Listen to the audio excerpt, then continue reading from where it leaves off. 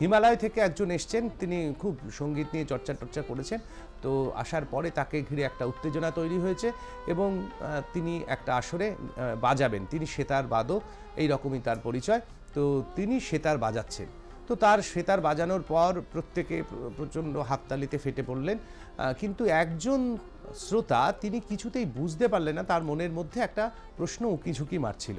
তো তিনি আসলেন, বাবাজির কাছে প্রণাম করলেন, করে বললেন যে আমি এর আগে যতজনকে সেতার বাজাতে দেখেছি ততজনকে দেখেছি যে তাদের হাতটা ওপর থেকে নিচের দিকে বা নিচ থেকে ওপরের দিকে যায়, কিন্তু আপনি একই জায়গায় হাত রেখে একই জায়গায় আপনি বাজিয়ে গেলেন, তো আমি এই বাজনাটা বুঝলাম না, তো আমাকে যদি একটু বুঝিয়ে দেন।